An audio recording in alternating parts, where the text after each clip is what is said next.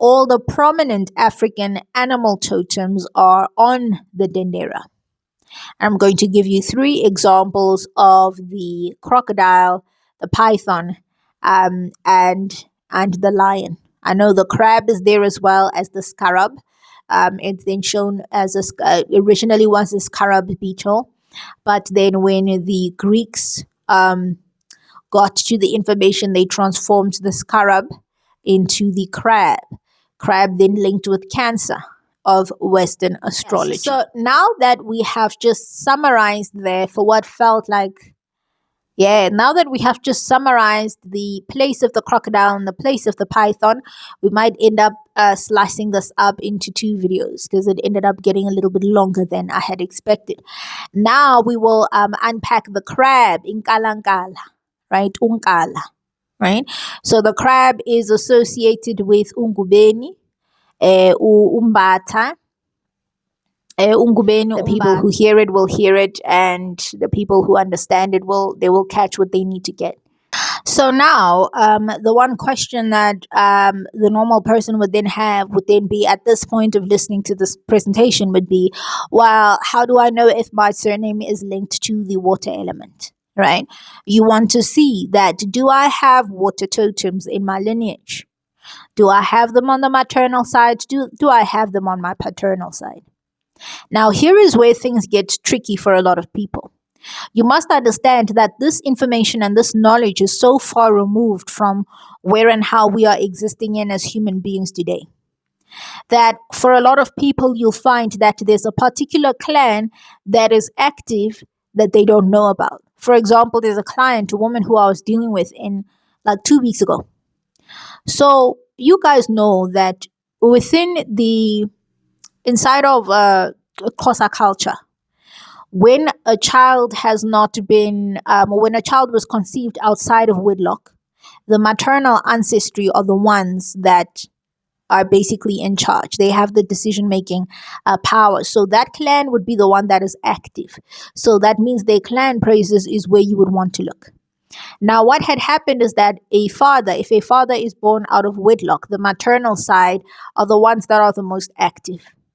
Although this person is using their paternal surname, the father's surname, the maternals are the ones that are active. The paternal is latent because the cultural customs were not done to connect the 2 sides, because traditionally marriage was never so much about love and romance. It was about the combining and the bringing together of 2 families, 2 lineages.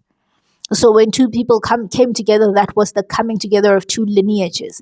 And every single time a child is born outside of wedlock, even if the parents are planning to marry, they have not married, and then a child happens, that child falls under the maternal custodianship. That custodianship means that spiritually you are connected and you are tethered to the blueprint of the maternal side. This creates a lot of conflict for people, because then for some, they just think, as long as I'm using this surname. No, it's not about that. It's your cosmic alignment, the cosmic contracts that you have. So this particular client, she was very, very confused, because a surname kept coming up that she felt like is too far removed from her, where she would say, yes, my grandfather was of that lineage, but I did not know him. I had no connection to him. And also, it's strange that his information is coming up, whereas here's where I am now. But the problem was that since he had it's just this confusing thing where the maternal side, which was the side that was not acknowledged, their blueprint was the one that was running in the grandfather's life. And when he basically removed himself from that, this is the thing that then was active and stayed active. So when she starts looking for where are the problems and where are the imbalances in my life, that is something that came out for her. And a lot of this information did not even make sense to the both of us in her divination. This only literally came out once we started unpacking the dreams. Before that, it was just nothing made sense. It was only after 2 dreams that we were like, oh, okay, here's where the puzzle pieces come together. So this is why surnames are so important. They have to do with literally your cosmic blueprint as a person. What is active and what's not active. We've done so many videos talking about the archetypes and how the totems impact you and what you're able to do, what you're not able to do, the qualities that are active within you, and what basically it is, what blueprint you're basically working with, what is it that you have inherited. Because if you can start seeing ancestry that way and not see it as a religion replacement, people like to think of ancestry religiously, and that is a problem. You don't jump out of one religion and then jump into another one. This is science. This is epigenetics. This is bloodline memory. This is the information you have inherited. This is what is active in my blood. Okay? It's very different from when a religious person is telling you that the blood of Jesus runs through their blood, their bodies. This is scientifically incorrect. The blood that runs in your body is your paternal ancestry and your maternal ancestry. Those are the people whose blood runs through your veins. Whether you actually believe in it or not, whether you hear it or not, whether you listen, it's a problem. So what is special about them is that all the what this gives to a person, since you already know that the crocodile is linked to the reptilian brain, which then gives you the ability, access to the oldest layers of the subconscious mind. It makes it so that people who have this Ngwenya frequency are able to hold a focus long enough for it to pull an outcome from the quantum field. So being able to sit on a focus long enough for it to materialize, right? And also having that exceptional capacity for mastery makes it so that the crocodile, the hippopotamus, the python, the crab, those types of the fish. But then the fish is a little bit at a disadvantage because it cannot live on land. So therefore, it cannot pull things out of water. When you are speaking about manifestation from a metaphysical point of view, you are talking about pulling things out of water onto land. So you're taking something just as a possibility or probability, and you are then collapsing it into visible and physical waves. So you require an amphibious animal to do that, an amphibious totem. A hippopotamus can exist on water and on land. A crocodile can exist on water and on land. A crab can exist underwater and on land. A snake can exist underwater and on land. So when people like Sammy Ingram say stuff like mermaid gang, she's talking about people who then have that ability, because people have different extrasensory abilities the same way animals have different abilities. The fish with Pisces is a little bit at a disadvantage. These are people that tend to be airy-fairy and all in their minds, very dreamy, very imaginative people. But pulling things from the water onto land is a little bit difficult for an animal that lives in water. A fish cannot move to land. So they can be extremely creative. They can create really incredible things. But when we are then moving from the metaphysics of pulling things from the spiritual realms onto the physical, totems like the crocodile and the pythons are the leaders. They are the leaders. They are the leaders. So what you need to understand then when it comes to this cosmic blueprint, here you are talking about the water element. In the cosmic somatic framework, when we talk of water, we are talking about subconscious memory, subconscious information such as intuition, astral data, dream data, and then the ability to navigate the invisible world. So that is the non-visible worlds, the worlds that cannot be seen with the naked eye. The interesting thing about the crab is that the crab masters both the ocean floor and physical land as well. The crab exists in the threshold between two, which is very different from fish, because fish only swim underwater. They cannot live on land. The crab can basically reach the ocean floor and also walk on physical earth. the cruise station. The crab carries its home on its back and it moves sideways. So this is the ultimate nomad. It's a person who isn't really physically rooted anywhere. They can be everywhere and nowhere at the same place.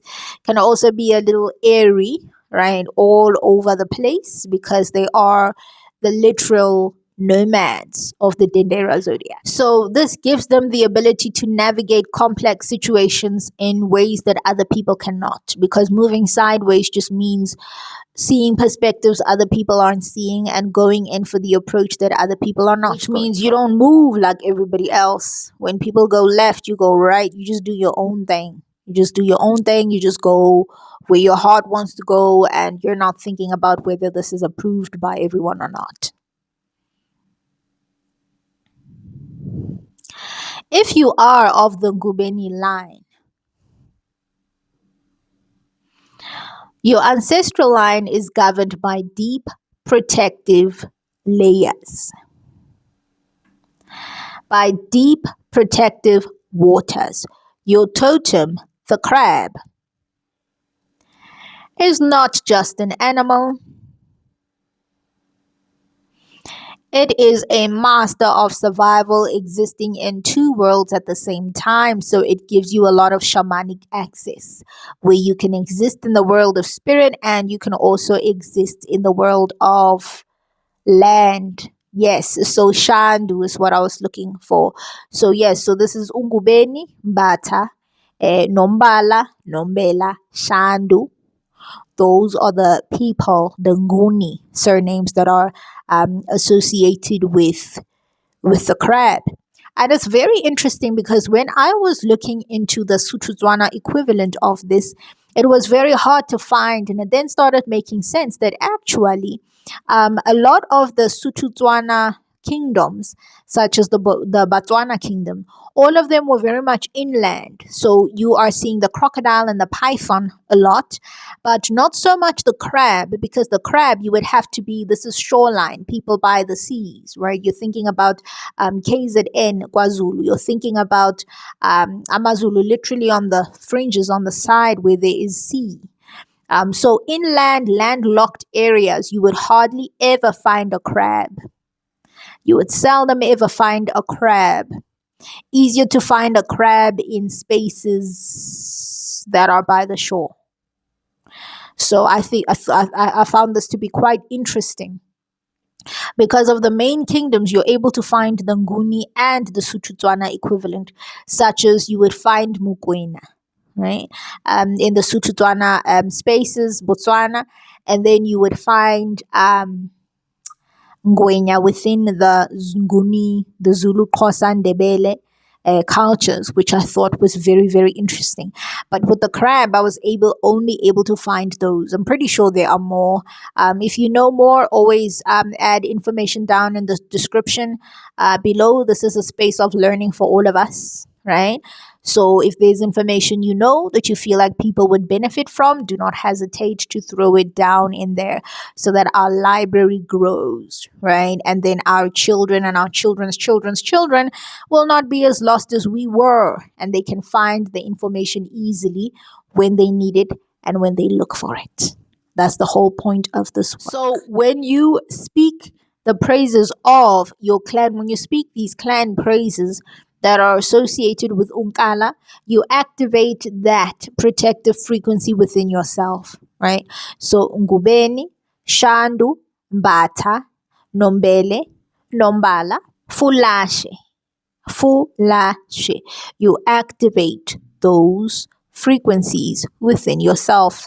Those who've been in and out frequenting esoteric spaces, information online, you guys are aware of the power of autosuggestion. You guys are aware of the power of sonic resonance with your own words and your throat portal and how you are able to activate things. There are many clients that I've done sessions for women who have been able to call very specific timelines for themselves, who've been able to successfully collapse waves and frequencies into their lives and create lives that they love by just stepping in and stepping out. So this is information that is not purely ethereal. It's not ethereal. It is also biological by nature. So the crab does not exist as a standalone totem in Botswana High Kingdom. So landlocked regions, we're talking about Botswana, we're talking about the Free State, and we're talking about Lesotho. Those are landlocked spaces. Their water totems usually reflect deep water predators like the reptile. Mbata and Ngubeni are deeply intertwined, very, very much connected. They are like branches of the same ancient tree. So in Nguni history, Ngubeni, Mbata, and Fulashe, they are of the same house. Mbata is famously known as Shandu, while there are other Mbata clans that are associated with Umpungose. But they all share the same crab frequency energetically. Right?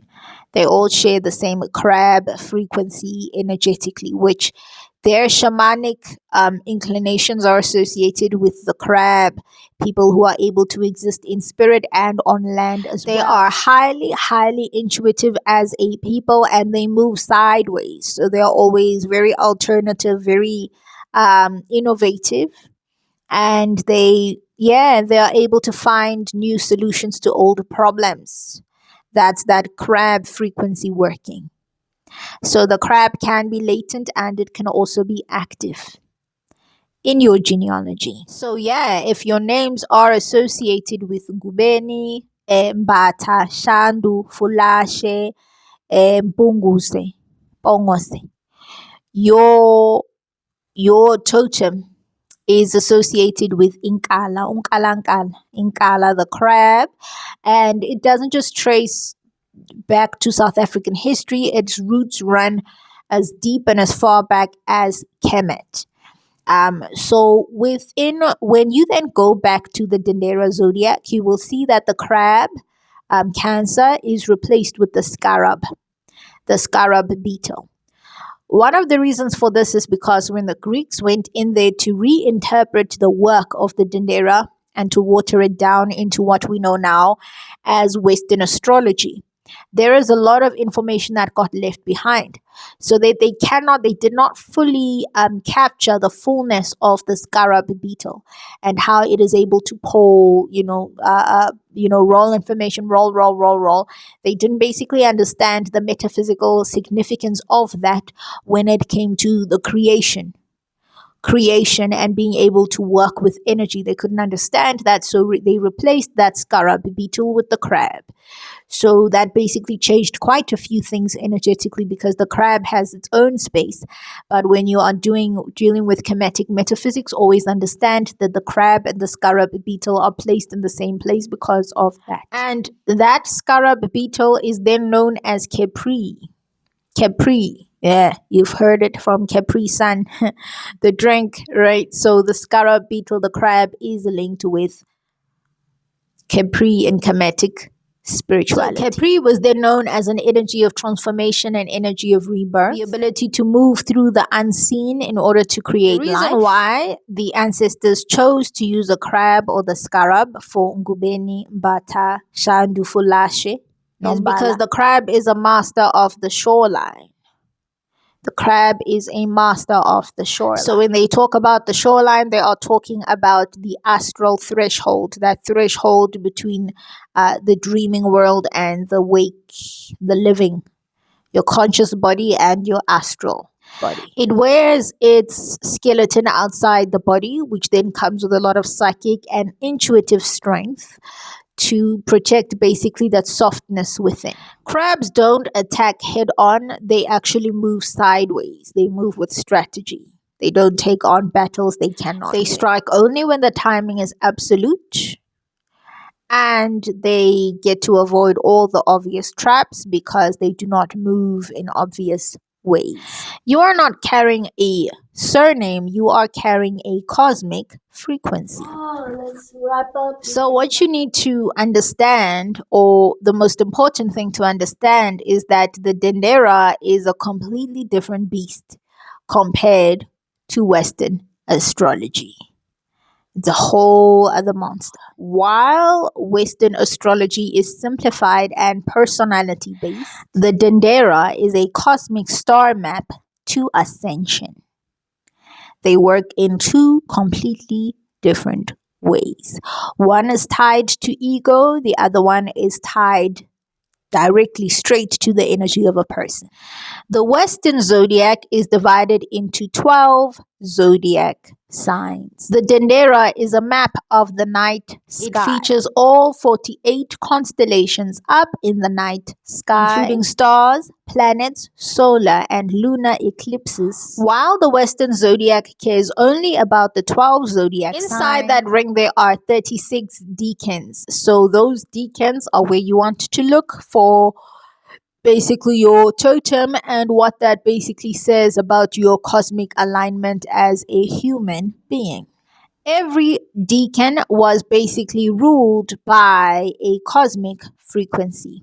I think it's very interesting because when you think back to the Roman, the Roman Catholic Church, and you understand that in the churches there were deacons and stuff like that, it has a very different meaning to what a decan is on the Dendera Zodiac and what it communicates based on a person's cosmic alignment. So the link between the crab and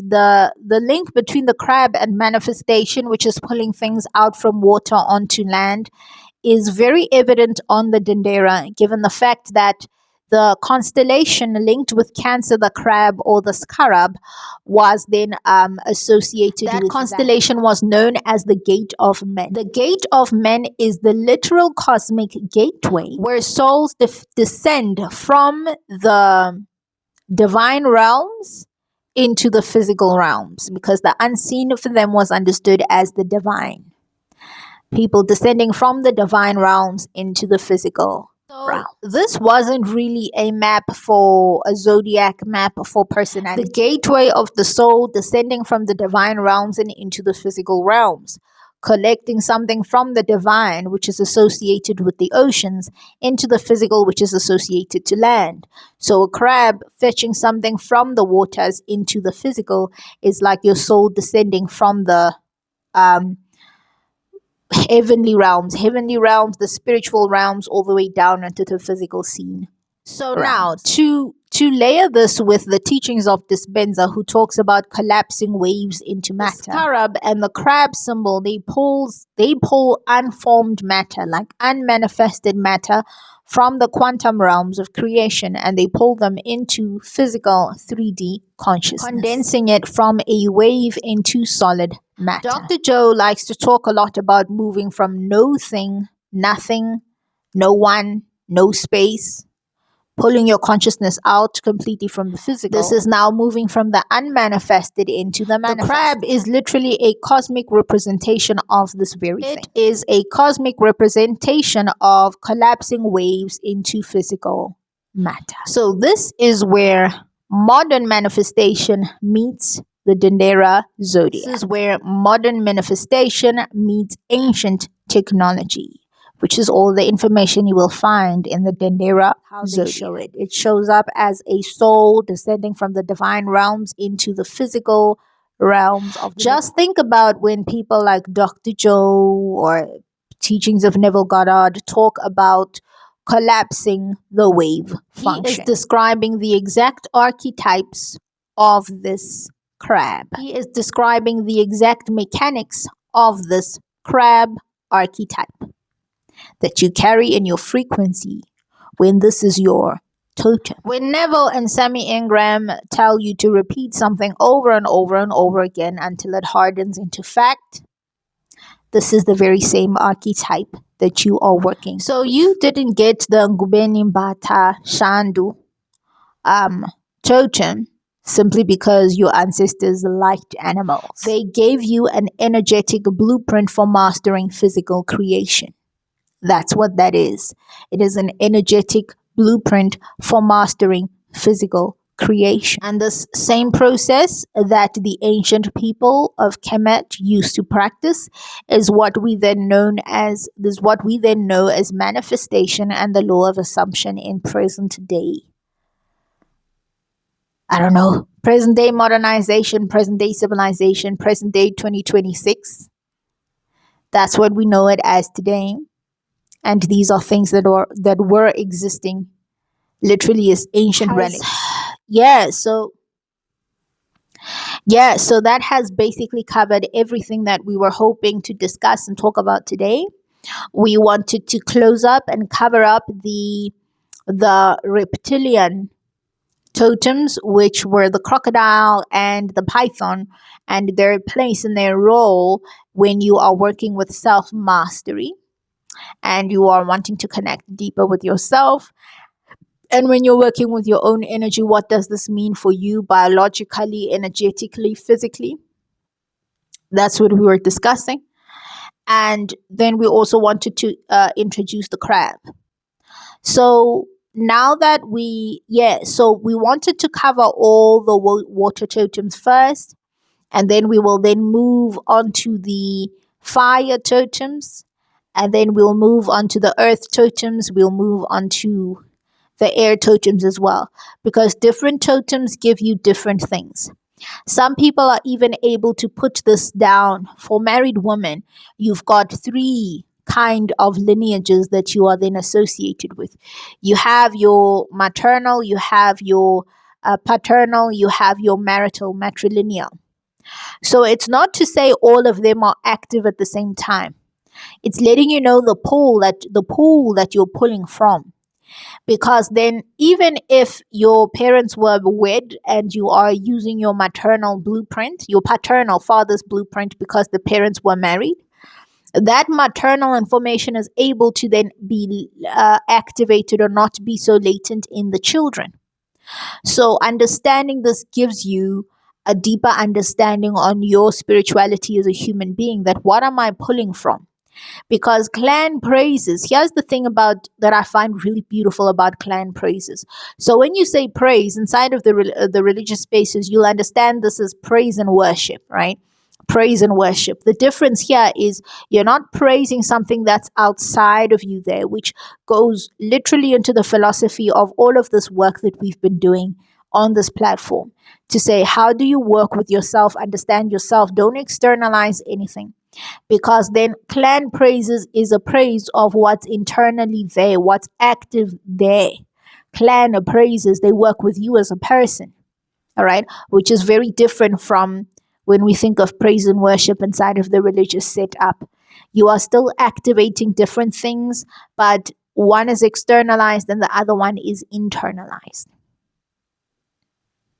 So, being able to have that pool where there's a totem for each one, you get to see that, okay, so this is why I have the affinity for what I have an affinity for. This is why I am drawn to the things that I'm drawn to. This is why I show up the way that I show up. It answers a lot of questions. It's like understanding that, why is the shape of my ears like this? Where could this possibly come from? Why do I feel drawn to this and not this? Why do I feel attracted to the things I feel attracted to? You will find all that information inside of your clan praises. You just need to know how to break it down. You just need to know how to find it. You just need to know how to read it. You just need to know how to interpret it. I promise you, there's a wealth of information there. There is a wealth of information there. And this week, I'm actually doing a breakdown of this for all the people who are inside of the divination and dream work container. I'm doing the mapping for them with the two. They are obviously going to have to take everything with a pinch of salt. And because sometimes, like with that one lady who, she then found out that there was a hidden paternal frequency that was there that she didn't know about, because of the mix up. You know, when people you're using a surname that you shouldn't be using, it introduces a bit of a fragmentation here in your blueprint, because there's certain information that then becomes omitted that you cannot see at all. So yes, so if you would like me to look at your surname next, put it down in the comments below and I'm going to add it onto the list. We are doing a series. This is for that series of clan names in the cosmic blueprint that comes with the different surnames in South Africa. That is what we are doing. That is the breakdown, and I will see you in the next one. Thokozani City Tobela. Kamaku.